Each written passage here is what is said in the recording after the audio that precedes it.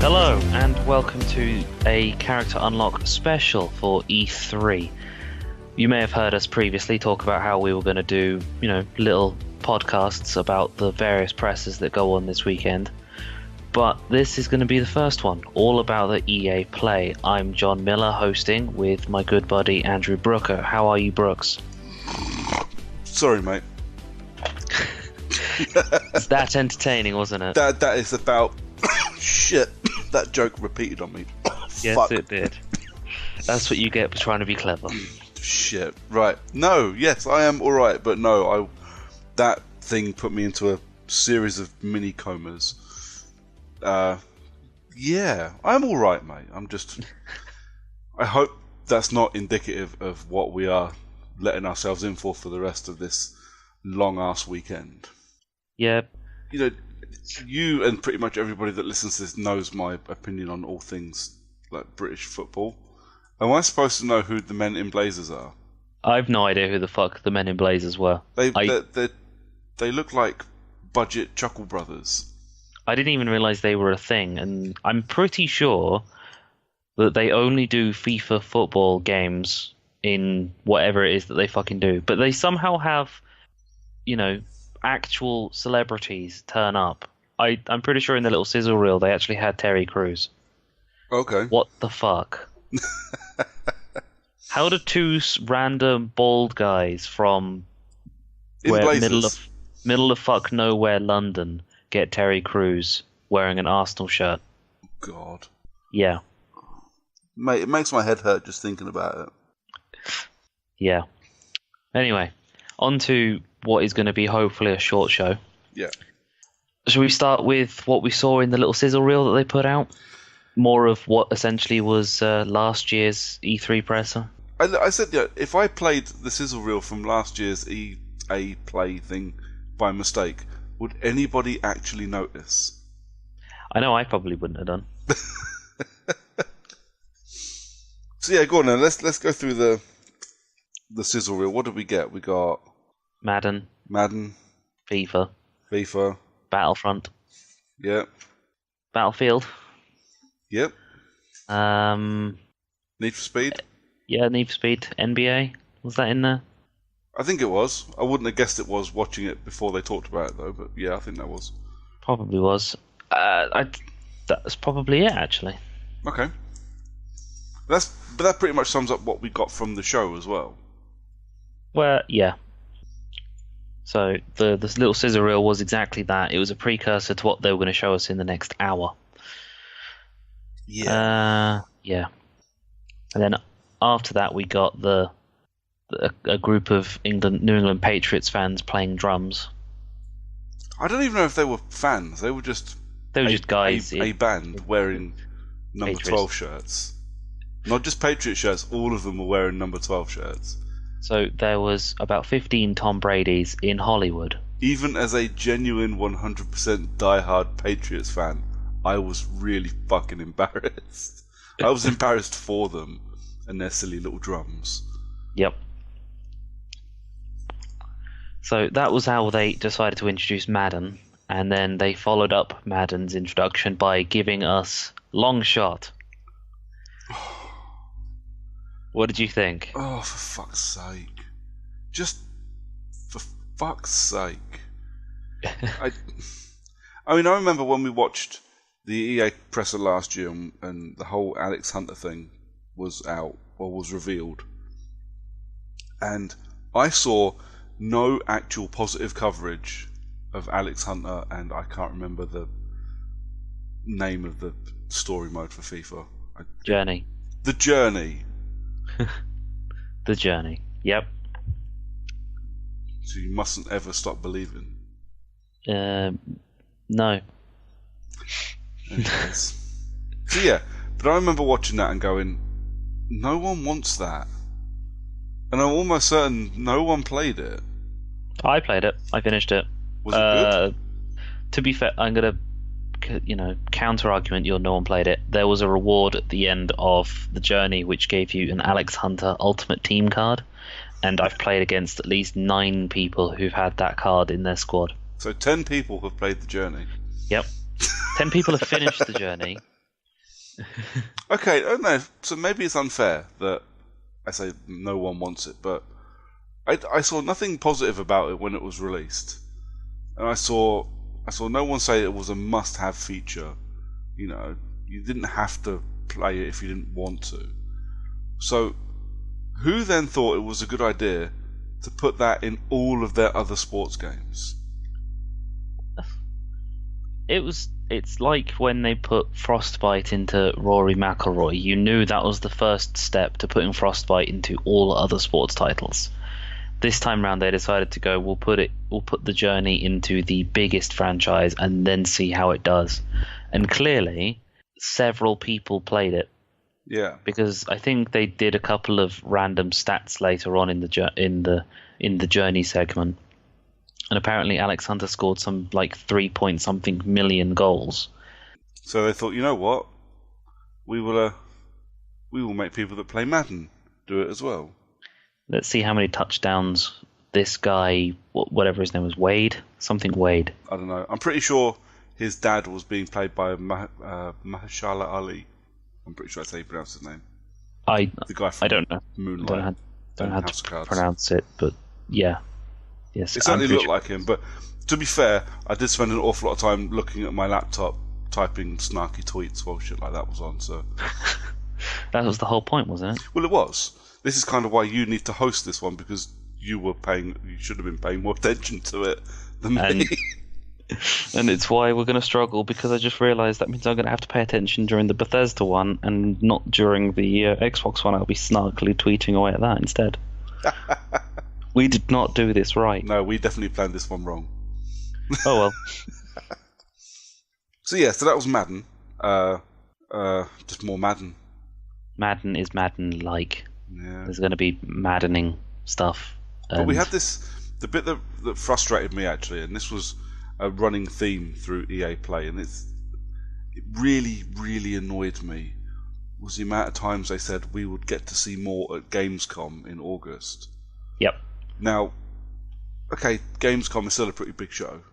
It's not as big as E3, but it's a pretty big show. It's a public-facing show. Everybody gets to go to Gamescom, assuming you can get to Germany and can get tickets. You can go to Gamescom.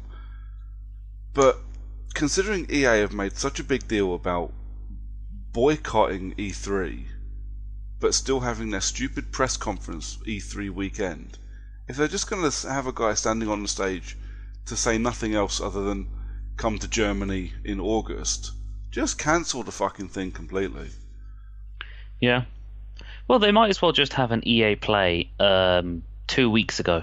Yeah. And then completely just go, well, we're not at E3 at all. There's no press conference that's disguised as an E3 thing, and within the same city as E3. Yep. Like probably 200 feet down the road. Yeah. Other side of the street from the convention centre. Almost certainly. They literally they don't half-ass two things, whole-ass one thing. Yep. I don't get it. I just nah. Ridiculous. But yeah, so that's Madden. And what was after Madden? I can't remember. Battlefield 1 came next. Or rather, the bloke telling us that there were 8 announcements of announcements. Oh yeah, there you go. We have 8 things to talk about that they didn't really talk about. Yeah. I do like how they cheekily teased Battlefield 1, not Battlefield 1, Battlefront 2, and then didn't fucking talk about it again until the end. Yep. That did make me laugh. Because I quite like the fact that he said some positive, some constructive. Yeah. That tickled me a little bit, and then he decided to clue everyone in on the joke that he just made that no one seemed to understand in his mind. Yeah. I'm not sure he knows what euphemism means either. No, that's why he had to explain it. Yeah. Some he jokes thought work everyone was in these presses, and some don't, and most of those today didn't. They were quite painful. They clearly needed someone to be standing there with cue cards for the audience for clap, laugh, and or cheer stroke boo. Old school applause lights above his head. Yeah. Because no one in the audience reacted. They were clearly too busy staring at their PC screens ready to play Battlefront or something. Yeah. Because for no apparent reason, no one was paying attention. It was fucking hilarious and painful to watch because they clearly wanted a reaction, but they weren't getting throughout the entirety of the show. But more on that later. Yeah. Cut to YouTubers. Yeah. Who I don't know, and I mean, I assume some people know these guys. I'm guessing that they're famous for They're famous for being good at marketing themselves, playing games, because they may not necessarily be good at the game. And from what I've seen so far of YouTubers playing games, and I can't say I have ever played against a YouTuber to my knowledge, but I've seen plenty of people talk about how they've played YouTubers on FIFA in Ultimate Team in the Weekend League and such, and say, well, I battered them 8-0. Well, it makes you wonder why someone like that has managed to become a YouTuber, whereas someone who's clearly better either A, hasn't tried, or B, has failed miserably. It's all about the personality, isn't it? All about the personality. I have to admit, of all the guys that they showed in the little Battlefield 1 montage of YouTubers, the guy that got super excited about blowing up a Jeep after jumping off a horse did kind of make me want to hunt him out and watch him, because apart from the fact he looks like he wears nothing but Orange County Harley Davidson t-shirts, he actually looks like he could be quite fun to watch. Yeah, the ones who reacted to stuff that they did that was quite clearly an overreaction because they just did something that they thought was somewhat awesome, but just they don't know how to react to themselves. They have to forcibly overreact, like the bloke who took the plane down with the K-bullet. Yeah.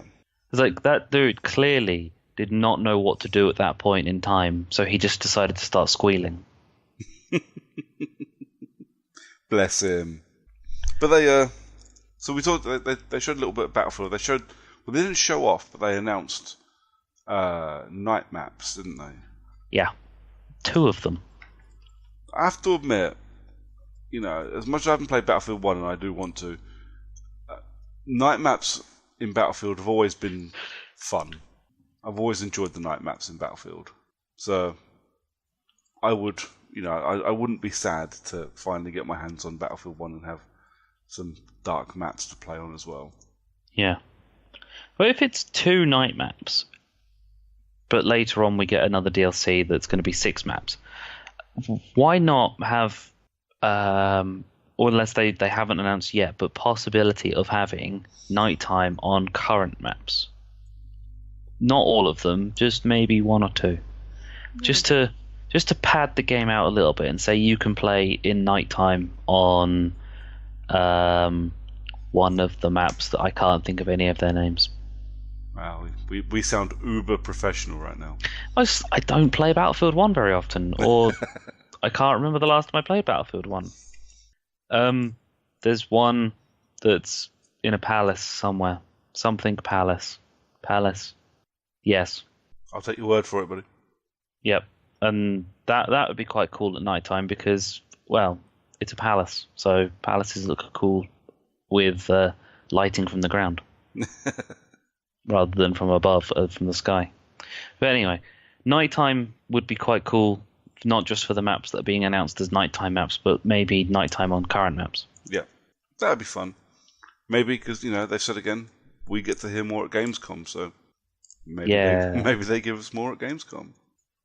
So the other thing that they announced about Battlefield 1 was In the Name of the Tsar, which is going to be 6 maps, including ones in snow. Cool. A new faction of Russians and the Woman's Death Squad. Yep. Or something. The Battlefield's first playable female character for multiplayer, I believe. Yeah. Something like that. Yeah. But we'll find out more at Gamescom. Yeah. I was very good and I refrained from making any time of the month jokes on Twitter. I really wanted to make something, but I thought I might get into trouble, so I decided against it. Probably a good call. Yeah.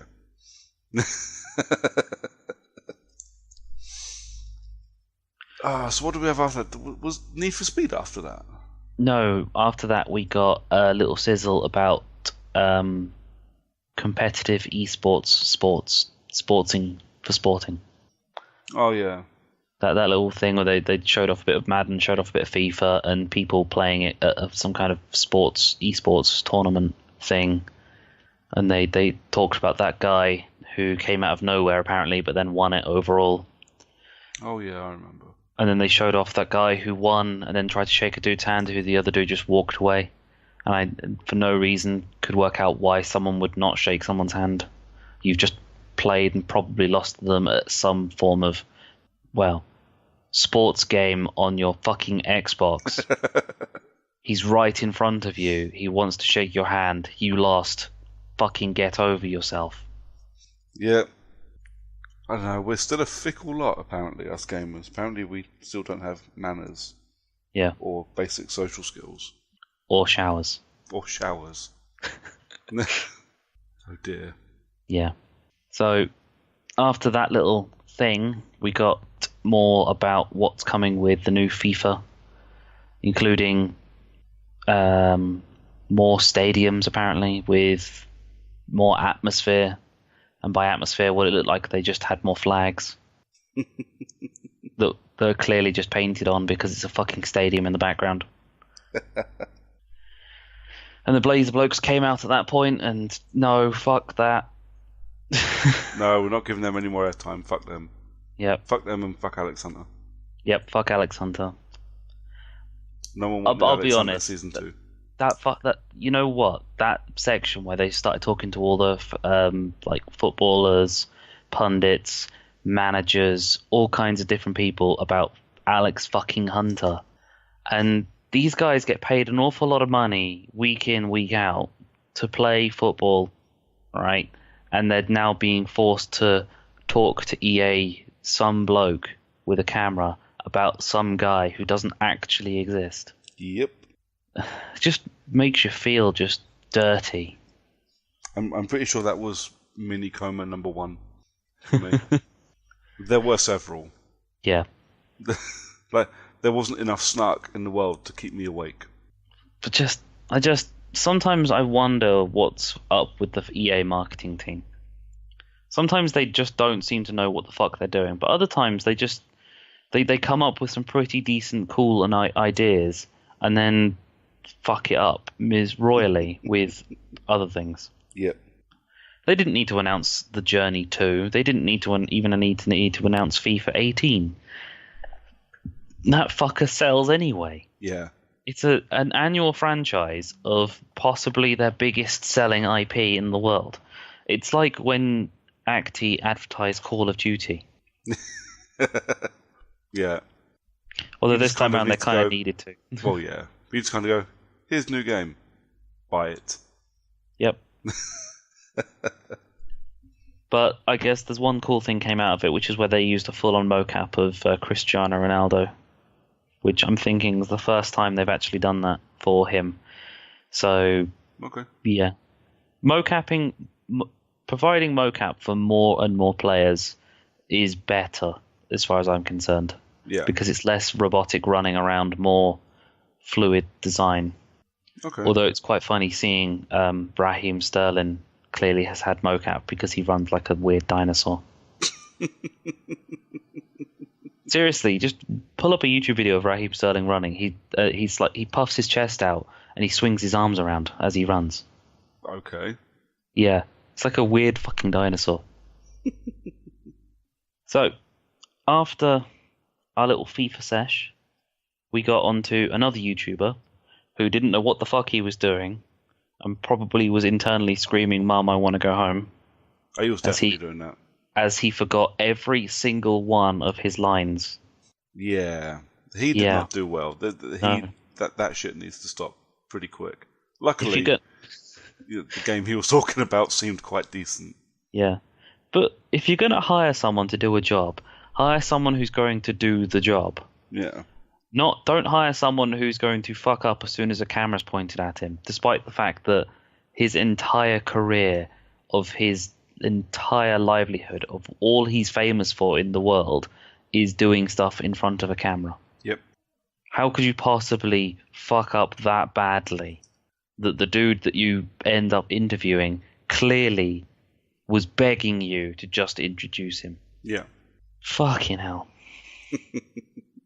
We absolutely need to be invited to do this next year. Yeah, it's not like I've never fucked up my lines or anything. No, and it's not like we have recordings of it either. No. But yeah, but they were there to talk about Need for Speed, the Payback. I've just watched it, and I was going to say Revengeance again. Yep. I have to admit, it looks all right. I was really snarky about it the other week when we were talking about it, but I kind of fancy it. It looks fun. Yeah. After seeing the takedowns, especially, they look brutal, and the slow-mo that you got, which is clearly just for the story mode anyway, but yeah, it looks interesting enough that it helps that it's in the vault for free. Yeah, I might pick up Need for Speed, whatever they're calling that first one. 2015? Was it 2015 or 2016? You mean the one that's just called Need for Speed? Yeah. One with all the FMVs. Yep. Yeah. This one's got more. There's clearly got more FMVs, because I'm pretty sure I saw the bloke and that woman who's in the first one in the FMVs. The FMV makes me turn it off, because I fucking hated it in the last one. Yeah. It was just cringeworthy. I couldn't get through it. Yeah. But the gameplay itself, I have to admit, looked really, really good, and I'm really quite excited for it. And it is very Fast and Furious-y. I mean, I was very much expecting someone to yell "family" for some reason or another. But I'm guessing the way that they showed it off, the Koenigsegg Regera is going to be the icon car. I'm okay with that, I suppose. I will definitely give Payback its 6 or 10 hours, whatever it gets on the vault, and make a decision after that. But assuming it's not complete shite, I would be tempted to buy it. Yeah, I will probably give it the hours of trial, and then we'll probably end up waiting for it to go in the vault, and then probably never play it at the other end. Yeah, kind of like what I did for the last Need for Speed. Yeah, see, I didn't even get to the end of my trial for the last Need for Speed. I got to the first bit of FMV and turned it off. Yeah. So, after our little Need for Speed session, Need for Speed off, whatever the fuck, we went into the EA Originals, which I'm assuming is the EA indie development games, because you can't really call them indie titles, seeing as they're being put out by one of the biggest publishers in the world. Yeah, it's one of those weird things, because they clearly are indies. They're being developed independently from EA, but EA are financing it. Yeah. So, I think EA do try every couple of years to rebrand their indie output, and no one ever believes them. No one ever gives them time of day. But they do try. You have to give them that. They gave What's His Face money for Yarny the other year, and yeah, they try. And you got to give them that for trying. And this time around is no different. I don't think that actually looks really fun. Yeah. A Way Out? It's called. A Way Out. Yeah.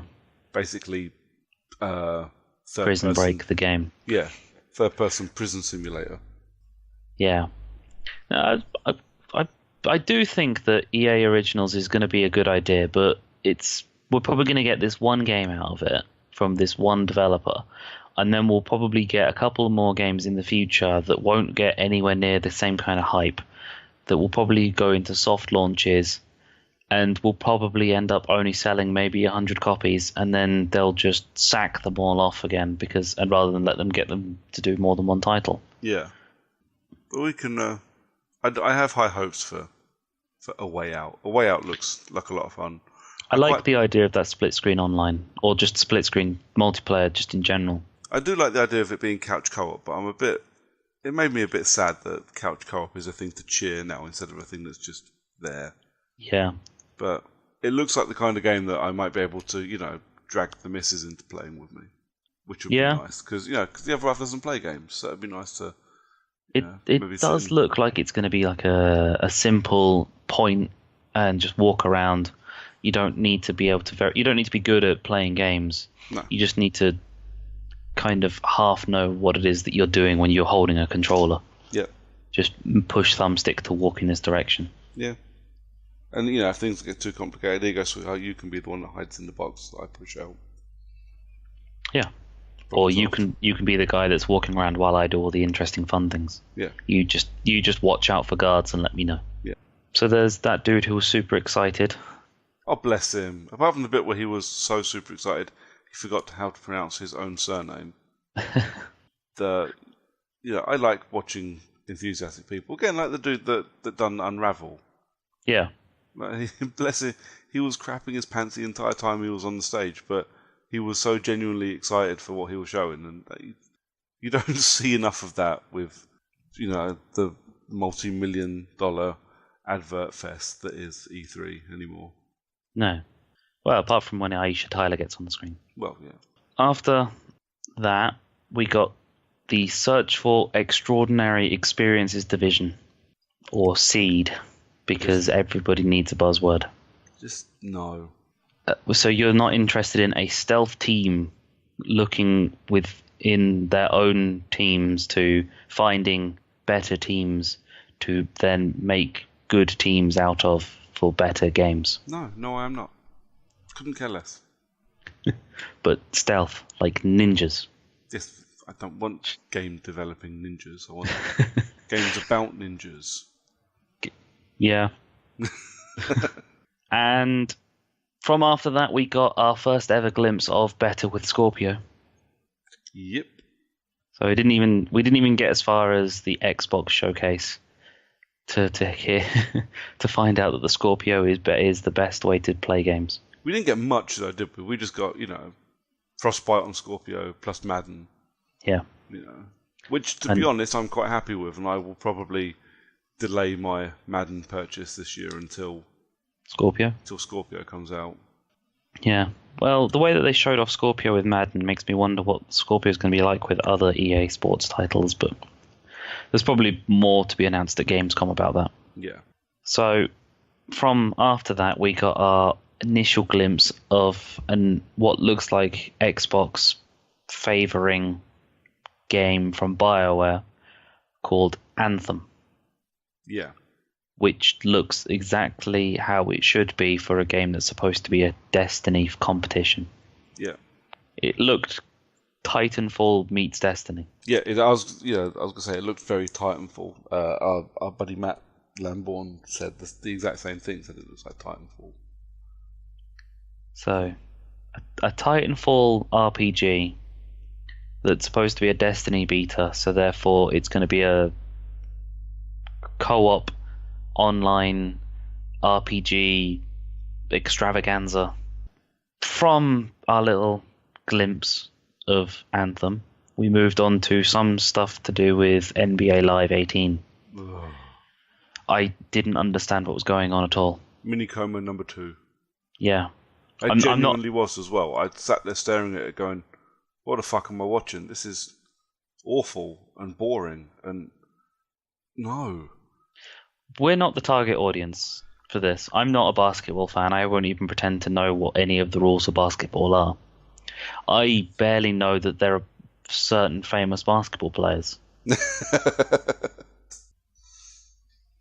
But from what I gathered from what they were showing off was that apparently you can go into when you're playing, it's not just about passing the ball around, bouncing it and running up and down the court. There are sections where it's you versus your opponent in essentially a one-on-one, and you need to do stick prompts in order to get past them. Yeah.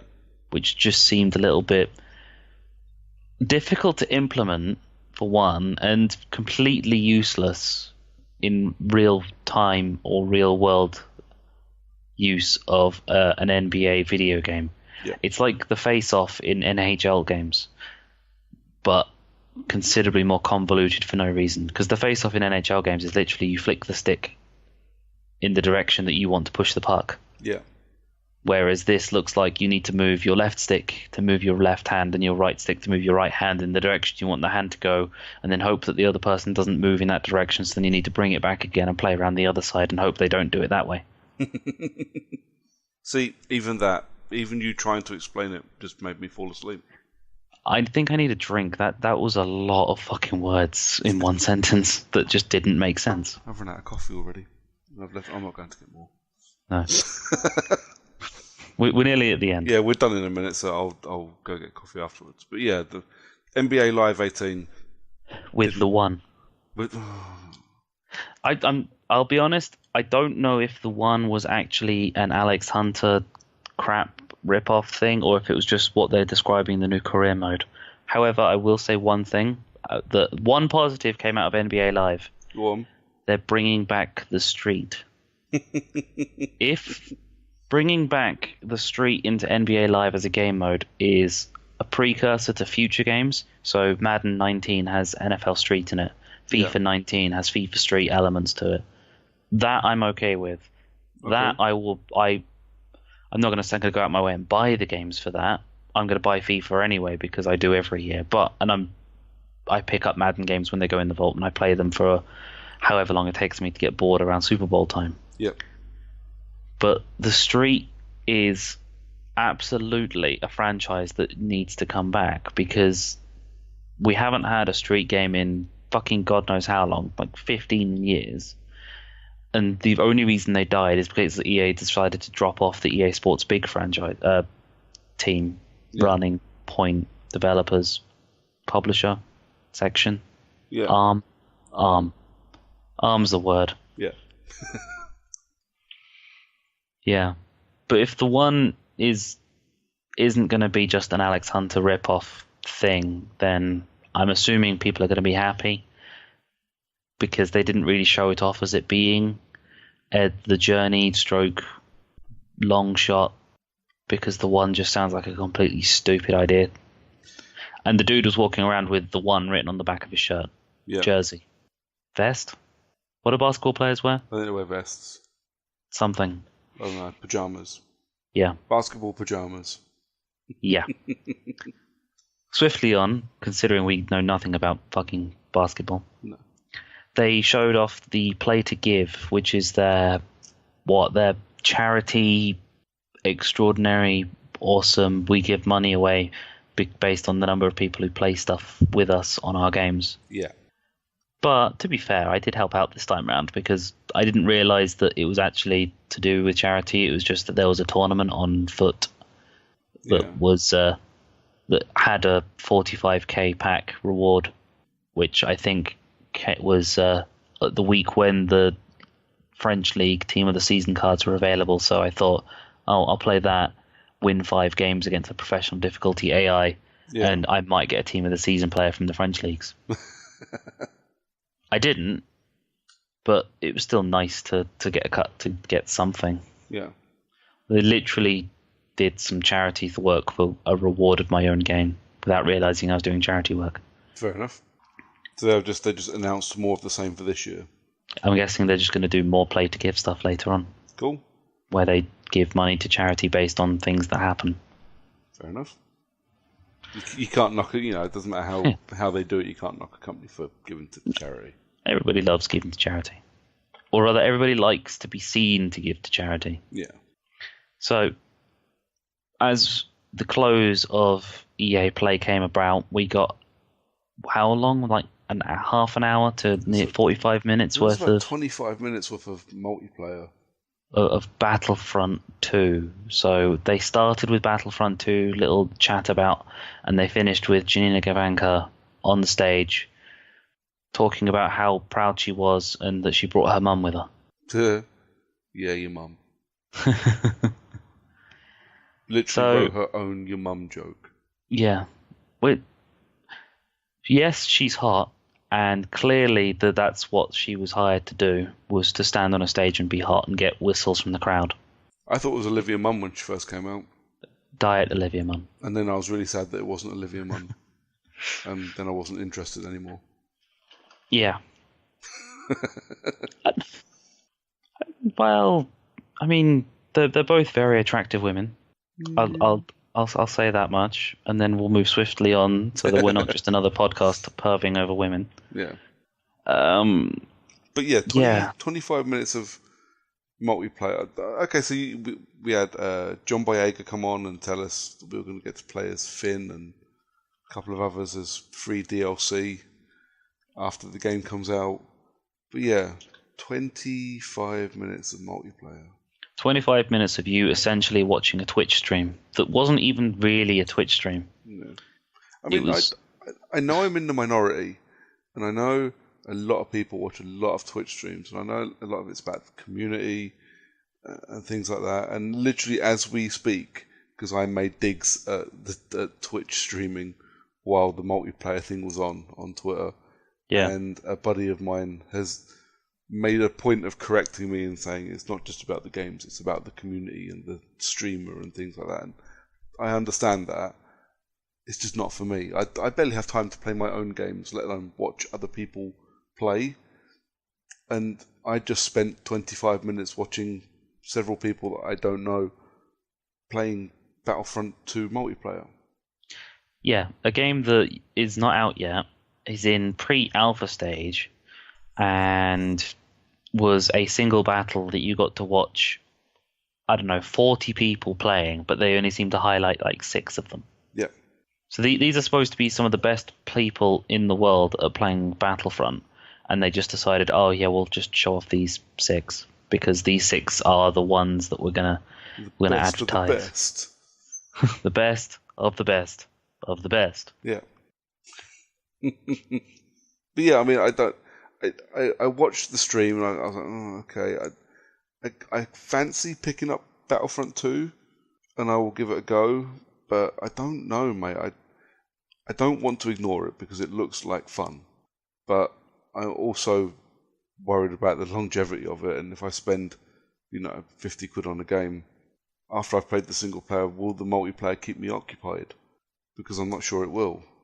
Yeah, probably not. I mean, I'm going to throw this one out there. I'm a huge Star Wars fan, as anyone who has previously listened to this would know, or anyone who knows me, or anyone who knows Brooker, because he probably just rolls his eyes whenever someone mentions Star Wars and says, just go talk to John or something. Pretty much you or Steve from Fail Critics. Yeah.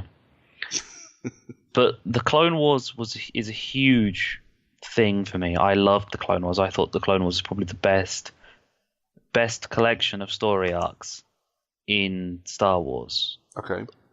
So to see stuff from the Clone Wars, characters from the Clone Wars, just in general stuff happening that featured, the Republic clones versus the droids of the Separatists, is a big thing for me. It epitomized why I don't watch Twitch streams and or esports. But I really, really, really want to give it a go. Really fancy giving it a go. I'll wait and see. Yep. More to be seen at Gamescom. More to be seen at Gamescom. It's a good tagline for this episode. Yeah. But I guess that's it for what we found from EA, because they really didn't show off a lot, apart from that things are coming from, to pay more attention at Gamescom. Yeah. Another episode, another show where pretty much everything could have been predicted yesterday. Didn't really need to watch it, and I could have gone to bed an hour ago, and it wouldn't have been a problem at all. That's the end of our quick E3 extravaganza of the EA Play that wasn't really at E3. So we're going to be back again tomorrow. All about Xbox, I believe, is the next one. Yeah, so this time tomorrow, as we record, the Xbox show is on. Probably loads of Scorpio and more EA stuff, because all better on Scorpio. Follow us on Twitter at Character Unlock, because one of us will be live tweeting the shows. and we will then quickly do a podcast for that one afterwards.